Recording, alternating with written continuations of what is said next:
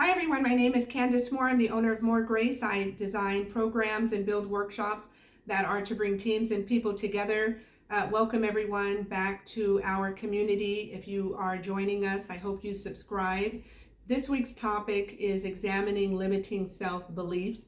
I crashed into this topic mentally a couple of weeks ago when I purchased 2 tickets to win the $650 million Mega Millions jackpot. I live in Southern California, by the way.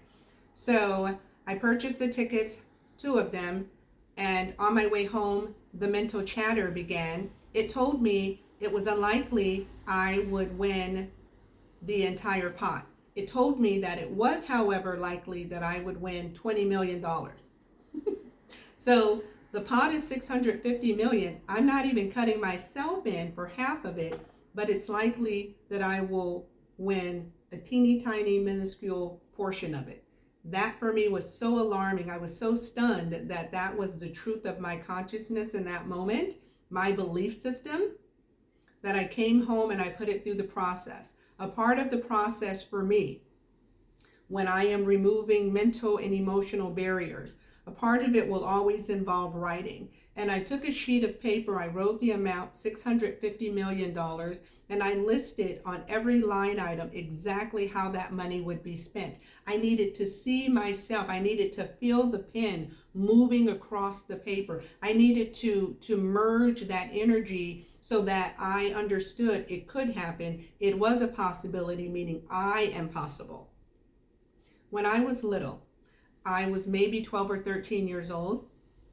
And I did this for, I don't know, maybe a couple of months. After school, I would take the bus, the number 2 Sunset bus, and I would go into Beverly Hills. Why? Because when I was little, all anyone ever talked about was Beverly Hills. That was the definition of success.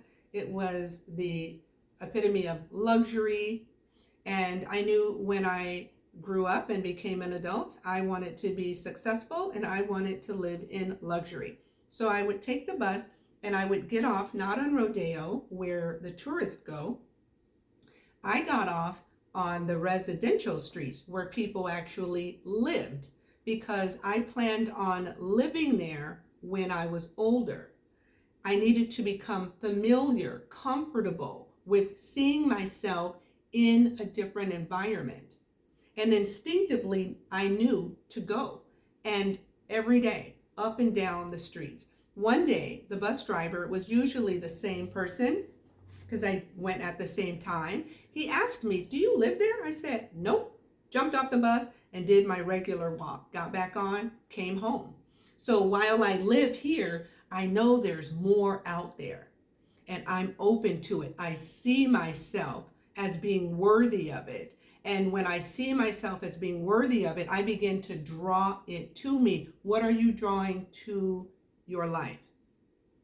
I understand that you may say you want some things. Is that what you're attracting?